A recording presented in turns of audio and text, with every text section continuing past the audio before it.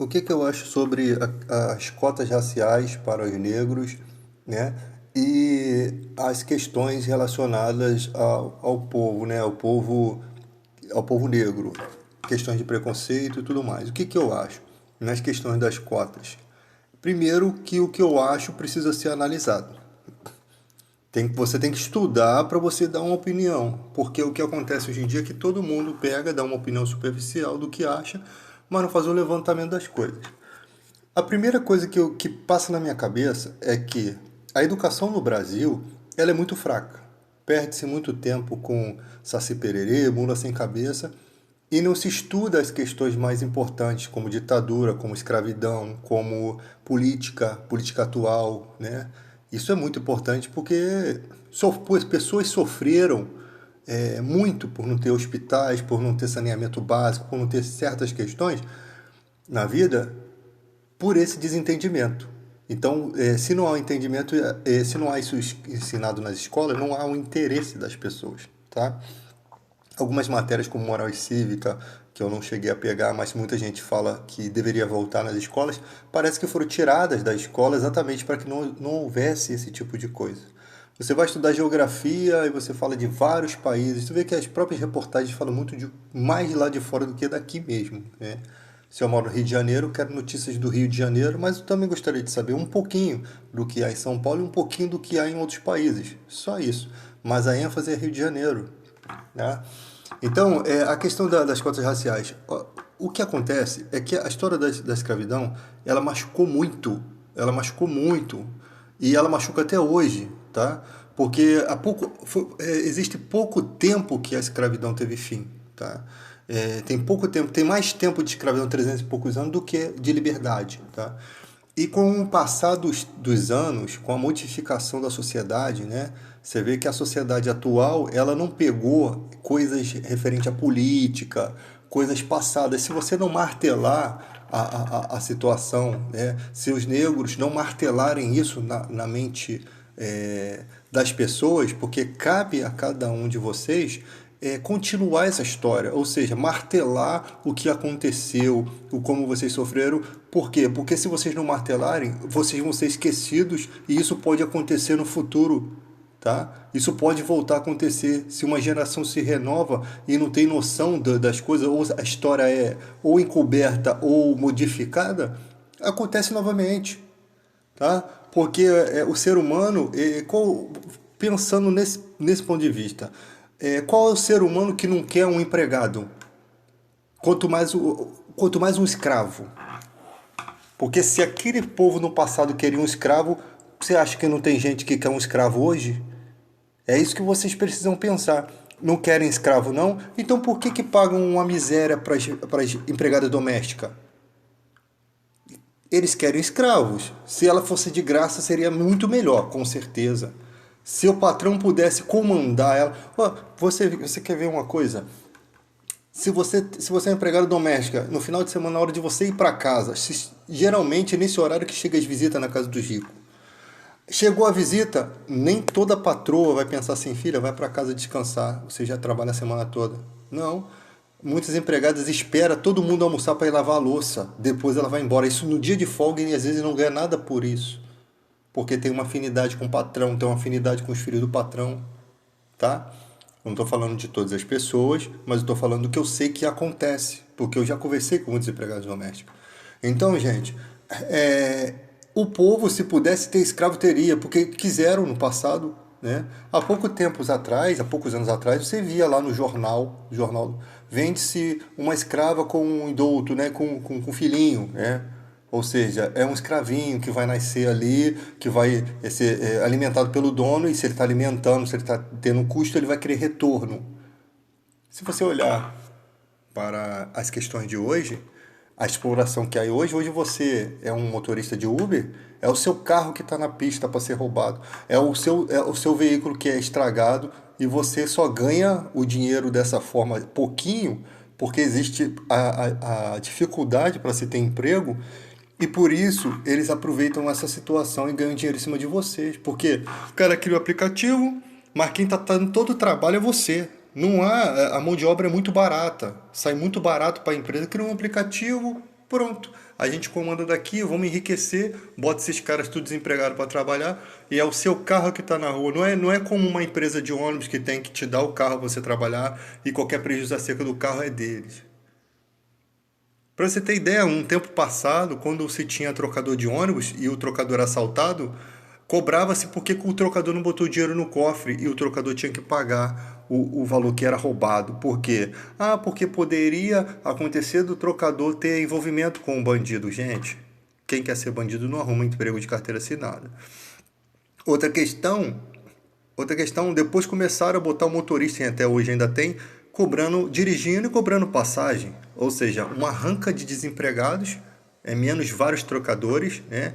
Isso daí lançando na arranca de desempregado que tem, ninguém modifica isso. Ainda existe. Esses dias entrei no ônibus, o trocador ali no volante ainda tem que te dar troco e não ganha por aquilo, tá? Não ganha, ele tinha que ganhar 2 salários ali. E tira a atenção do motorista e te torna tudo uma bagunça, uma grande bagunça, né? E ninguém faz nada. Não está, é complicado demais. O nosso país é muito bagunçado, tá? É muito bagunçado. O motorista, você tá com uma pedra no vidro do ônibus, coitado do motorista tem que pagar o vidro. Arranca-se uma porta, um BRT, o motorista tem que dar conta do ônibus. É muito difícil, gente. É muito difícil. Então, a escravidão, ela ocorre hoje em dia com o pobre. O preconceito não é só na questão do negro, é a questão do pobre. O pobre o pobre é visto como mão de obra barata.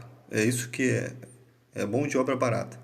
Para você arrumar um emprego de R$ 2.000, tem que ter 2 viagens à Lua, pegar 3 cometas Halley e 2 estrelas. É exatamente o que te oferecem, cara. Tem vaga de emprego que te oferece que chega a ser um absurdo. Um absurdo. Aí você vai jovem aprendiz só pode trabalhar dia tal hora, tal hora. Vai lá ver se isso está sendo regrado. Se ele às vezes não ultrapassa, se às vezes não deixa até de estudar para continuar ali porque não quer perder o emprego. É tipo assim, se você não quer, tem um montão que quer. É o que acontece. Quando há muita demanda, quando há muita gente desempregada, a tendência é piores salários. Então, se você tira o motorista ali do ônibus para ele ser trocador, você joga no mercado de trabalho um monte de desempregado, você joga fora do mercado de trabalho um monte de gente. Tá? A gasolina altíssima desestimula o Uber de trabalhar. A empresa jogando corrida atrás de corrida e você não tem direito de cancelar porque te joga de uma corrida de 10, o cara te nega, joga para uma outra de 10, você fica ali com o celular na mão, arriscado de ser roubado na rua e não pode cancelar a corrida porque você não tem dinheiro para pagar. Você se torna escravo da empresa. Aí, o que acontece? A próxima vez tu não vai pegar o Uber. Por quê? Porque você vai preferir pegar a van, que você não é mais trouxa. Menos trabalho. Vai ter uma hora que ninguém vai querer trabalhar no Uber, eles vão ter que aumentar o valor para se trabalhar no Uber. Por quê? Porque o Uber é entrega de carro grátis para bandido. Então é isso que está acontecendo no país. As pessoas estão sofrendo e parece que elas não sentem a dor. O cara trabalha de entregador, rala pra caramba aí nesse trânsito aí doido da vida aí, se machuca, né? Pra ganhar uma mixaria. Você sabia que às vezes a empresa nem paga o salário do cara, às vezes ela tira, quem paga o salário do entregador é a caixinha, é a taxa de entrega. Tira o salário do cara da taxa de entrega, não. Ele tem que ter um salário, ele tem que ter uma carteira assinada, porque se ele se acidentar ali, tá? Porque o que está acontecendo hoje, que esse negócio de freelance é o que está estragando as coisas. Eu sei que você é freelance, você gosta de ganhar um dinheirinho, eu sei, mas você tem que pensar se você se acidentar, mano.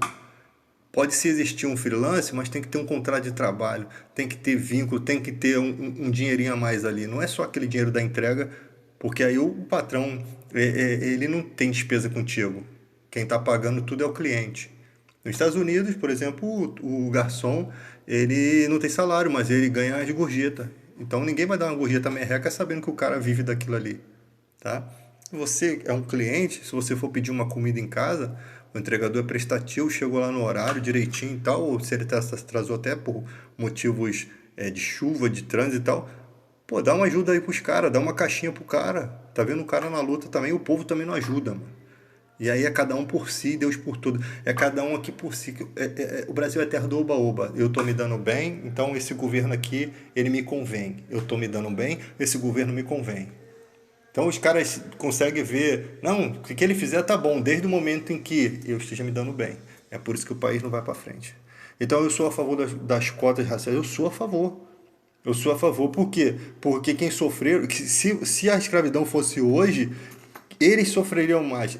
Nós também, porque eu sou mestiço, eu não sou branco. Não sou considerado branco. Se nasce na família pobre, entendeu? Também seríamos escravos. Tu vê que depois da escravidão, muitos escravos voltaram a ser escravos porque não tinham emprego. E tiveram que voltar a ser escravos. Tá? Então, essas coisas precisam ser estudadas. Né?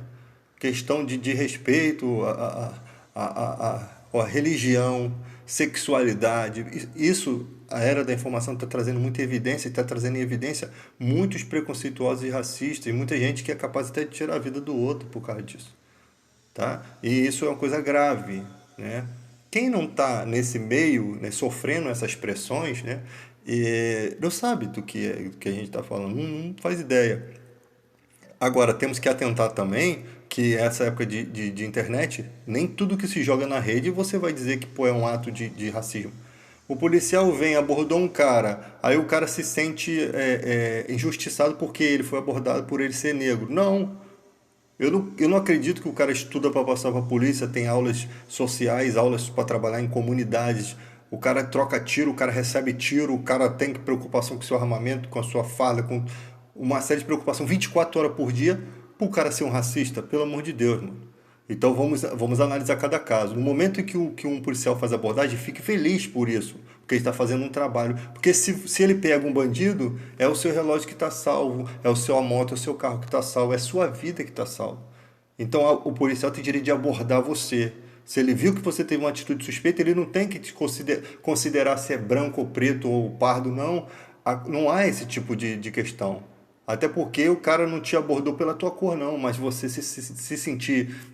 Existe o vitimismo, isso existe, isso é bem claro.